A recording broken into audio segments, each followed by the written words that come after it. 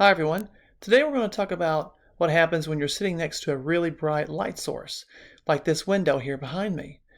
I have been in meetings where someone was sitting right next to a light source like this and didn't even realize that they were being silhouetted by that light source. If you have a decent camera, it might do a little white balancing. And you'll see as I rotate myself around here away from the light source, the camera's starting to figure out, oh yeah, I see something else I'm supposed to be showing you. But for the most part, if you're actually sitting next to a really bright white light source like this, you're going to have two problems. One is that silhouetting that I showed you a second ago. The other is that you're actually getting washed out now. Even if you're sitting right next to it, you're getting really hard contrast.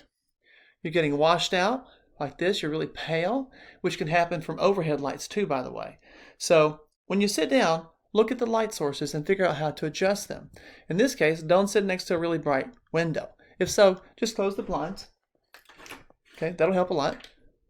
I'm going to leave them open for a second though, because I want to show you as well another trick you can do. If you're sitting right by it, you get this really harsh light. It looks really unnatural on your face too. The best thing to do is to try to get in front of you and then get some distance from it. As you get distance, the white balancing in your computer will try to level it out for you and give you an even presence. And although I have some hard shadows behind me, it's not nearly as disconcerting for people who are looking at your video.